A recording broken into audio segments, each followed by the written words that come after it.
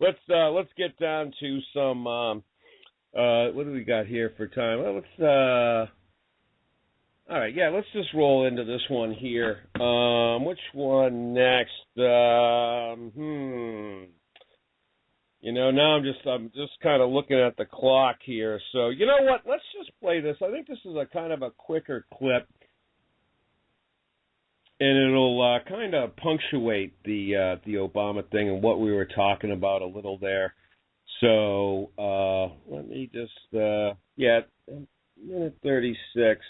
So this was it's a part of, you guys probably have seen it. It's been out for 3-4 years now, and this guy put out this video that kind of ended up going viral on YouTube about inequality here in America, and basically, where it is versus kind of what Americans think that it is, and what Americans feel is ideal wealth distribution. And, fantastic chart. And it does hurt a little bit that I'm just going with just the audio, but I think this is a guy on the street type deal, right? Let me just say this is my favorite video of the whole playlist, even though the guy was a little anti-socialist and whatnot. And again, I'm not a socialist; it's a different category, but nonetheless, I think the illustrations that he made with that chart were unbelievable. Yeah, they really were. And so I just kind of went, with a little minute plus chunk of this, and let's just roll it and pick it up afterwards. But for me, even this still looks pretty great. Yes, the poorest 20 to 30% are starting to suffer quite a lot compared to the ideal, and the middle class is certainly struggling more than they were, while the rich and wealthy are making roughly 100 times that of the poorest Americans and about 10 times that of the still healthy middle class. Sadly, this isn't even close to the reality. Here is the actual distribution of wealth in America. The poorest Americans don't even register. They're down to pocket change, and the middle class is barely distinguishable from the poor. In fact, even the rich between the top 10 and 20 percentile are worse off. Only the top 10% are better off. And how much better off? So much better off that the top 2 to 5% are actually off the chart at this scale. And the top 1%, this guy, well, his stack of money stretches 10 times higher than we can show. Here's his stack of cash, restacked, all by itself. This is the top 1% we've been hearing so much about. So much green in his pockets that I have to give him a whole new column of his own because he won't fit on my chart. 1% of America has 40% of all the nation's wealth. The bottom 80%, 8 out of every 10 people, or 80 out of these 100, only has 7% between them. And this has only gotten worse in the last 20 to 30 years. And there you have it. And while that was playing, I just went and brought it up. So the title of the video is called Wealth Inequality in America. It was put out in November of 2012 by YouTube channel Politizane. And it's currently standing at 16,665,301 views.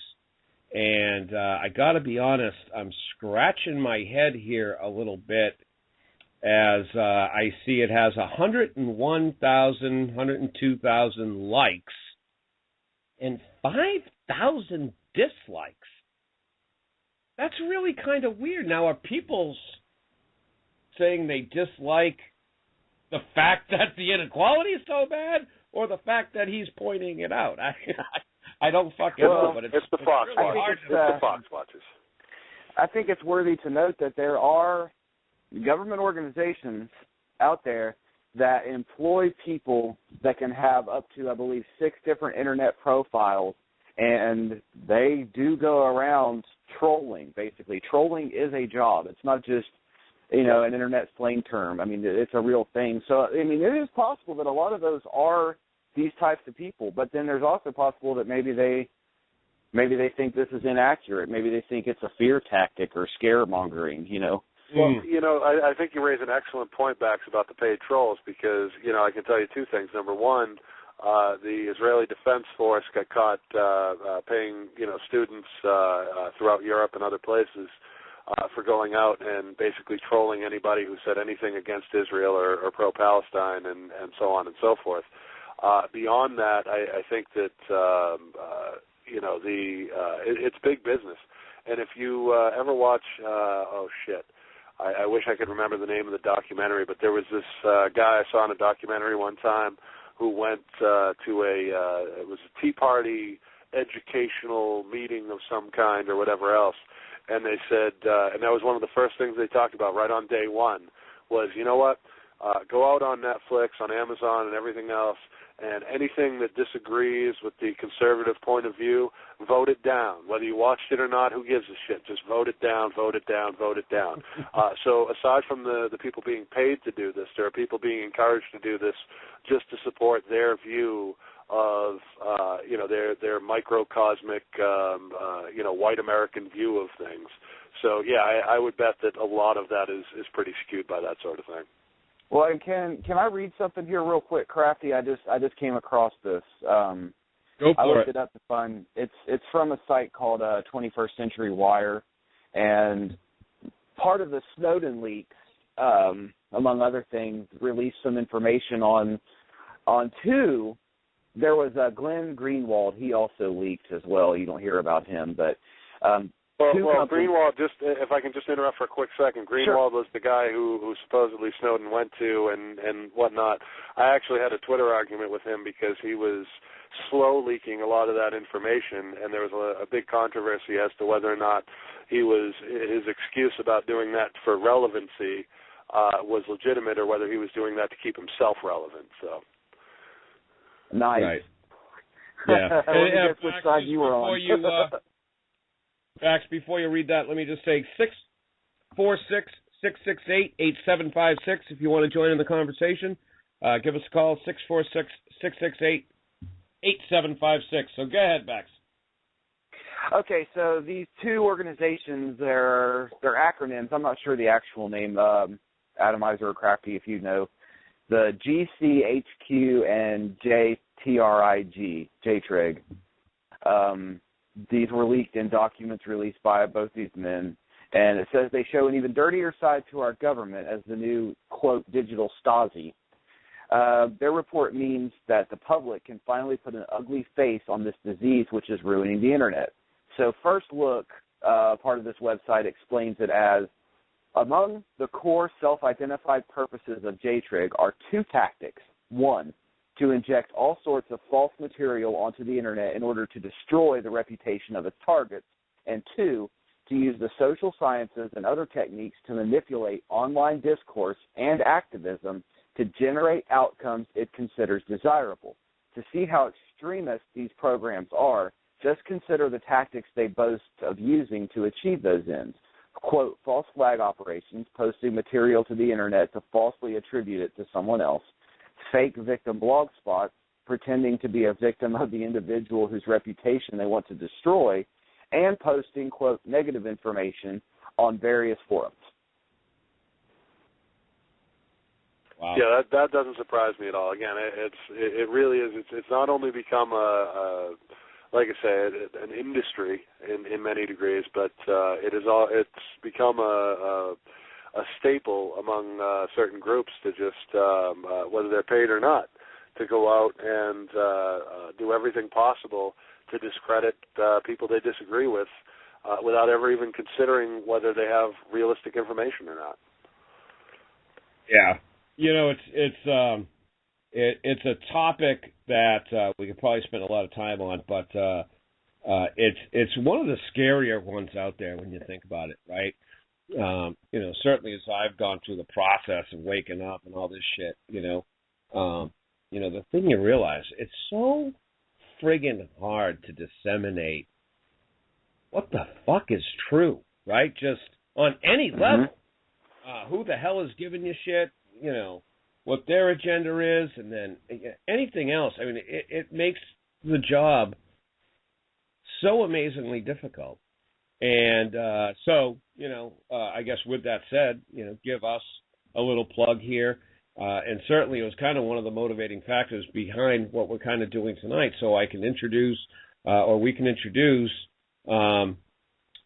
different people that, that over the years, I've kind of settled on a little, it's always changing, always growing, but of people and sources of information that I feel I can relatively trust out there, right? Which is half the battle, if not more. So, right. Now, are you a guys? Really scary topic. Are you guys familiar? You heard of the fairness doctrine? Good. Oh, yeah. I'm glad you said that because my friend was listening last week and actually was hoping that we would actually talk a little bit more about that. I think maybe Mark brought it up or you brought it up. I can't remember. I may well have brought it up. I honestly don't recall. But, yeah, the fairness doctrine, which, just the 2-second version is this, that it used to be that if you were going to go on air on public airways of any kind with an op-ed piece, an opinionated editorial, that you had to give the equal time to somebody with a counter view and let them speak. And it was during the Reagan administration that Reagan himself pushed for that to be repealed, and that's exactly what happened, which is what gave birth to things like Fox News. And I don't want to pick on Fox News as if CNN or NBC aren't almost, as bad coming from the other direction. But the simple idea is you can go out and present an opinion as if it's fact and give no time to anybody who wants to contradict that, whereas, again, it used to not legally be the case before Reagan. Yeah, it's amazing. And on that, and even if, sometimes like Fox, for instance, will, throw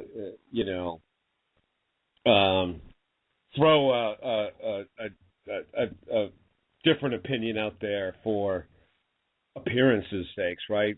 But certainly many people. I love that. I do love when they bring on the, the paid-off faux Democrat or whatever else to present the other side, just so they can bash the shit out of them.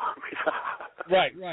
Or things like, they've, a lot of people now have gone over at the time of the beginning of the Iraq War, right? And like Fox, say they had whatever 1,000 hours of coverage devoted to the Iraq War, right? It was like, 989 hours of pro-war, 3 of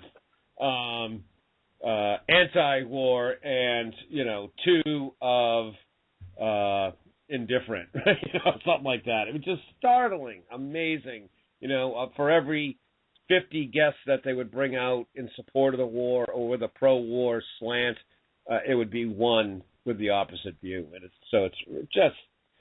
over. Yeah, absolutely, and you bring that up. It's interesting. I had for those of you who follow me on Twitter, for those of you who don't, and again, it's at Adamizer1. I had an argument with a woman this week who jumped on my timeline because I said the word T-Billy. And, she was laughing at that, and she said, I think I'm one of those. And I'm like, well, do you watch Fox News and believe it's nonfiction, But anyways, she's like, well, I hate the current administration and blah, blah, blah, and everything else. And I'm just like, okay, well, can you compare that to the George W. Bush days and talk to me a little bit about, his order to the CIA, which, and you guys are up enough on alternative media to know that CIA officials have come forward saying that Bush basically ordered them to come up with the weapons of mass destruction bullshit and everything else to get us into the Iraq war for the purposes of, A, oil, and B, settling his daddy's scores and whatnot. I've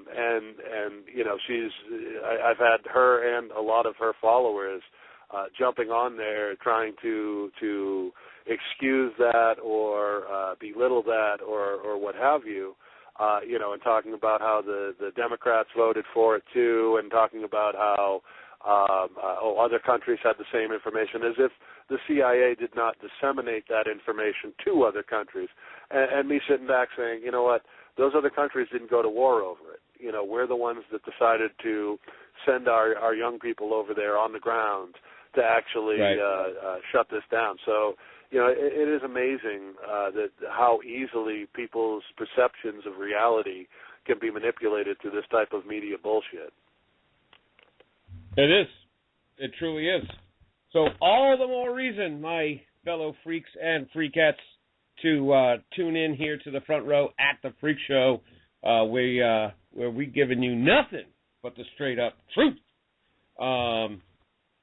at least as best we can tell. All right, fellas, let's take a little break.